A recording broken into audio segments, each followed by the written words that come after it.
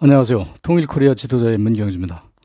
제가 전번에 그 장보고 장군의 그 부하들 10만 명이 전북 김제군의 그 옛날 그 벽골제 저수지 준설공사라는 명목으로 이제 그쪽으로 강제 수용당해가지고 거의 쉽게 얘기해서 때려죽이는 전략이었다고 그렇게 말씀드렸죠. 근데 그걸 야사에서 제가 이제 봤어요. 봐가지고 그것을 이제 야사만 가지고는 믿을 수 없지 않습니까? 그래서 이제 실증을 확인하려고 제가 이제 벽골제 저수지를 방문했죠. 그 문화관광지를 가가지고 그 사무실에 가서 물어봤더니 그런 사실을 모른대요, 자기들은. 그래서 그거 참 이상하다 해가지고 아무리 찾아봐도 없어. 그래서 거기 가면 이제 문화관이 있어요. 그 벽골제 문화관에 가서 프레젠테이션 영상을 제가 몇 번에 걸쳐서 봤는데 전혀 그런 내용이 없어요. 그리고 조선시대의 준설공사하고 관련돼 가지고 많은 사람들이 이제 거기서 사상당하고 이랬다는 그런 내용들만 쭉 나오더라고요. 그래서 참 이상하다. 이게 야사일 뿐이고 실증이 없는 역사인가 그래가지고 굉장히 고민을 하다가 근데 마침 점심시간에 돼서, 그 지역에서 이제 문화 해설사로 일하시는 나이 좀 드신 분하고 같이 식사를 하게 돼 있어요. 그래서 그분한테 물어봤죠. 그랬더니 그분이 다 듣고 나더니, 그거는 그렇게 찾으면 안 되고, 여러분 가수 현숙 씨 있죠? 효녀 가수 현숙의 기념비를 찾아가 보라고 그러더라고요. 거기 가면 있다고. 그래서 이제 가보니까, 벽골제 문화관광지하고는 저 동대로 애동 떨어진 데가 있는데, 거기 가니까 효녀 가수 현숙 씨의 비기석이 크게 서 있고 그 옆에 이제 큼직하게 뭐라고 써 있냐면 청해진 유민 10만 명 이주 기념비 이렇게 써 있어요.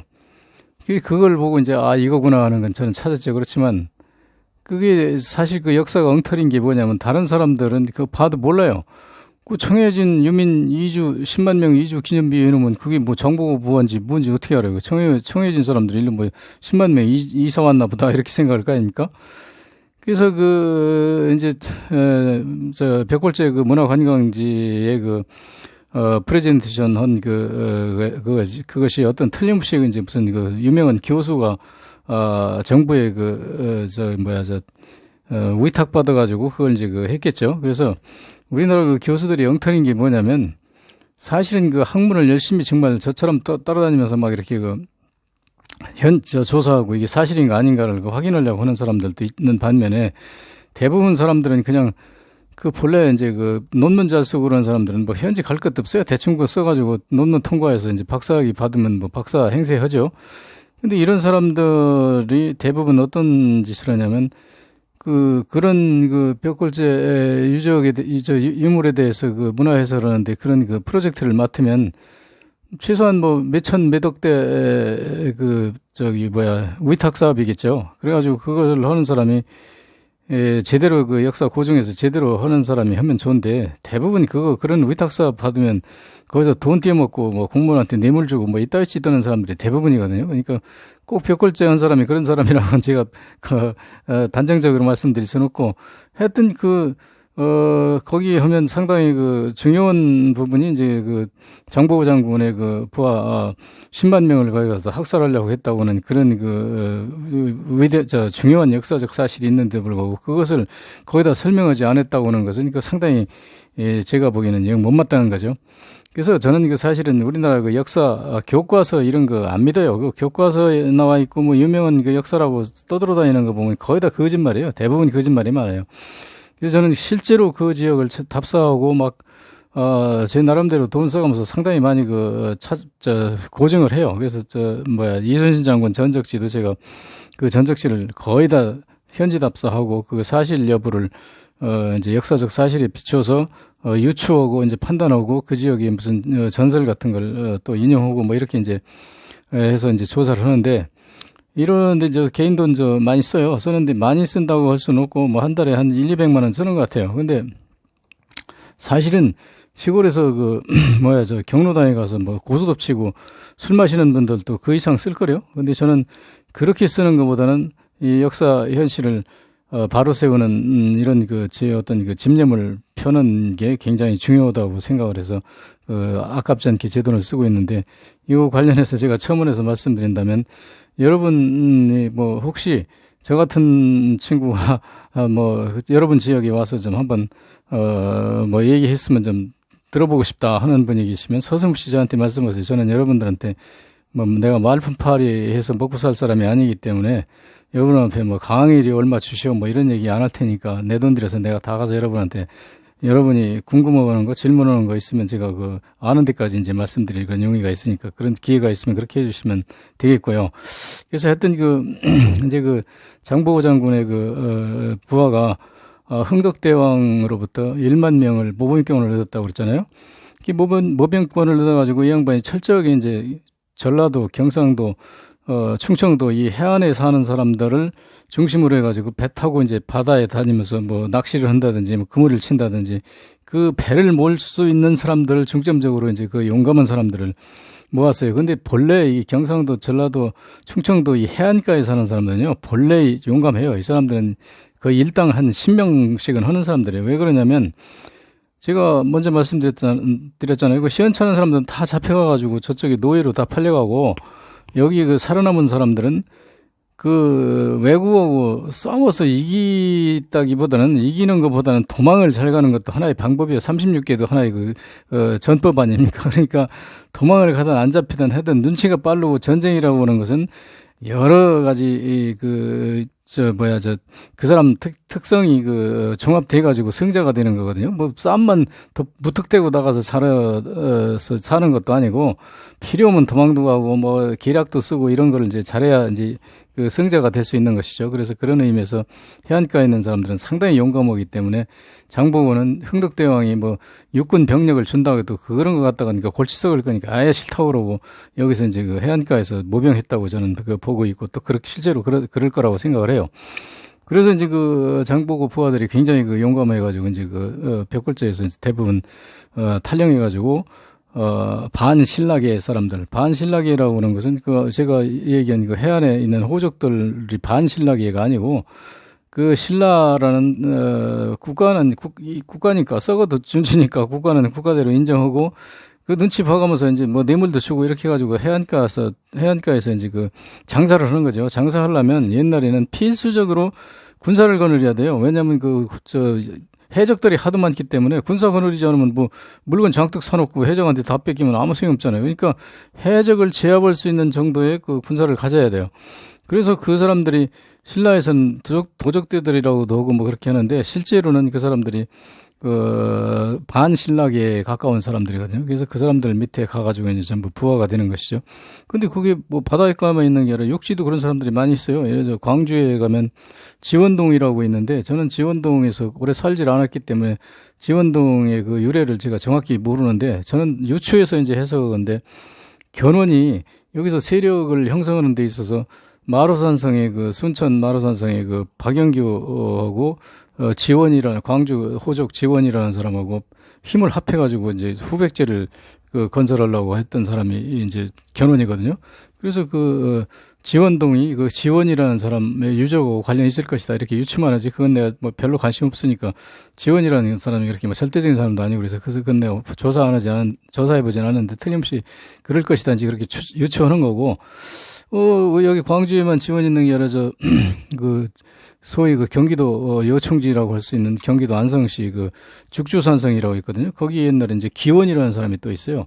강원도 원주 지역을 장악한 사람은 양길이라는 사람이 있었고 또 충주 지역을 장악한 사람은 경동 진선 이런 사람들이 있었고 또 충청 남도 지역을 장악한 사람 환선길이라는 사람이 있었고 이렇게 여러 호족들이 전국에 걸쳐서 반신라계 사람들이 많이 있었죠. 그래서 하여튼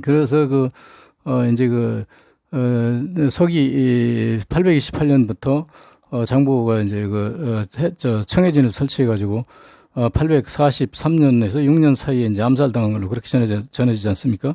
그래서 저는 장보고가 끝까지 암살당하지 않고 있었다면 동방에 우리 한민족이 동방을 지배할 것이다 하는 확신을 가지고 있는 사람인데요. 이게 당시에 해적이라는 게 일본, 여진, 중국, 이렇게 여러 나라가 이제 해적이 있었고, 우리나라도 해적이 있었어요. 우리나라도 일본에 한번 해적단이 간 적이 있어요. 먹고 살기 힘들고 그러면 이제 옛날엔 그렇게 했었는데, 그게 여기만 그런 게 아니라 서양도 마찬가지예요. 서양도 여러분 잘 아시잖아요. 스칸디나비아하고 노르웨이가 이제 겨울에 엄청 추운 나라들이기 때문에 겨울에 할 일 없으니까 이제 해적단 꾸며가지고 유럽을 침공했는데요. 대표적인 이제 프랑스 침공 아닙니까? 프랑스의 샤를 왕 때인데, 하도 많이 침공해서 와가지고 그 사람들이 털은 게 주로 뭐냐면 사제단 나오고 카톨릭 사원 이런 거 털은 거잖아요. 그래서 신분이 이런 양반들 그냥 아주 강아지 굴리듯 다 해가지고 다 털어가고 이런 상태였는데, 샤로랑이 도저히 바이킹을 막을 수가 없으니까 어떤 정책을 쓰냐면 유화 정책을 써가지고 해적단들한테 일부의 땅을 이제 하사해요. 하사하면서 내 제후국이 돼가지고, 제후가 돼가지고 나하고 같이 협력해서 다른 해적을, 그러니까 이제이죠. 오랑캐의 힘을 빌어서 오랑캐를 지키는 거, 바이킹의 힘을 빌어서 다른 바이킹을 좀 지켜달라. 이런 전략을 썼는데 해적단 그놈들이 기가 막히게 야워가지고 샤로랑을 가지고 놀죠. 그래서 샤로랑이 이제 그런 옛날엔 문서 그런 게 글이 있었고 그런 게 아니니까 맹약을 이제 어떻게 하냐면 샤롤 왕의 발바닥에다가 엎드려서 이제 키스를 허물어서 그 사람이 이제 제후국 지배자가 되는 것이죠. 그런 의식을 해야 되는데 그걸 하라고 그러니까 해적단이 웃어가면서 알았다고 한다고 그래가지고 제 부하들을 데리고 와가지고, 야, 저 왕이 제 발바닥에다 키스를 한다 그러니까 네가 좀 키스 좀 해주라 그러니까 바이킹 졸개가 가가지고 샤롤 왕의 다리를 번쩍 들어가지고 끌어다가 자기 입에다 이건 엎드려서 보려는 자기 샤오르 왕 발에다가 이제 키스를 해야 되는데 발을 끌어다가 질질 끌어다가 제 입에다 대고 키스 됐지? 이래가지고 그러니까 사실은 그게 제후가 아니고 불란서를 점령한 거예요. 사실은 바이킹이. 그래가지고 그 세력을 키워가지고 영국을 점령하고 그다음에 이제 로마까지 점령하지 않습니까? 그 시기가 언제냐면 서기 793년이거든요. 793년이니까 3년에 시작해가지고 911년에 이제 완전히 점령해가지고 대영 제국을 이제 건설했는데, 건설하기 이제 시작하는데, 그러니까 처음에는 바이킹이 거의 깽단 수준 해가지고, 무역선들 이리 와. 여기 우리한테 세금 주고 팔고 가. 그리고 그거 안 하면 다 그냥 강제로 다 뺏어버리고. 그래가지고 대영 제국이 무슨 정상적인 해가지고 그런 게 아니라 대영 제국이 사실은 원주민들은 다 쫓겨나던가 아니면 뒤에서 구경이 나오고 있고 해적단들이 와서 대영 제국을 건설한 거예요. 그 사람들이 무슨 신사의 나라 웃기고 앉았네. 무슨 깡패 해적들이 신사는 그러니까 어떤 세계 역사를 막론하고 신사를 강조한다든지 정의를 강조한다든지 그 사람들 뒤에는 조상들이 전부 다 어떤 깽단 그런 정의롭지 못한다는 사람들을 반증하는 거예요. 그래서 793년에서 911년까지 이제 점령 시대 끝나고 이제 영국 부흥 시대로 돌아가는데 우리나라도 거의 비슷해요. 왜냐하면 828년에 장보고가 이제 청해진을 설치해가지고 843년에서 46년 사이에 이제 암살당하지 않습니까? 그런데 거의 시기가 이제 거의 비슷한데 우리도 장보고 장군을 만약에 잃지 않았다면 우리 민족이, 한민족이 중원까지 다 지배할 거예요. 이 극동 이 지역을 다 우리가 지배할 수 있는 그런 국력을 키울 수 있는 중요한 시기였었는데 단지 이제 다른 점이 있다면 해적들은 침략자고, 그건 완전히 침략자로 온 거고, 장보고 장군은 침략자가 아니라 신라를 끝까지 보필하면서, 우리의 한민족의 신라를 포함한 우리 민족의 부흥을 깨하려고 했던 말하자면 정의로운 장군의 소양을 갖추신 분이죠. 그래서 그런 차이가 있음에도 불구하고, 만약에 장보고 장군이 점점점 신라가 이제 스스로 망해가는 지경이었으니까, 그걸 다 밀어버리고, 장보고 장군이 신라를 차지했다 그러면 정말 우리는 동양의 제왕 국가가 돼가지고 우리 민족 순환을 안 당해서도 되는 그런 상황이었겠죠. 그래서 이렇게 해가지고 이제 부하들이 장보고 장군의 부하들이 벽골제에서 뿔뿔이 다 흩어져가지고 이제 각 호족들에 가서 협력하다가 나중에 이제 왕룡의 사단에 가가지고 왕건의 눈에 들어서 장보고 장군 1대가 아니고 2대의 부하들이 결국은 고려를 세웠다고 보는 것이죠. 다음에 또 하겠습니다.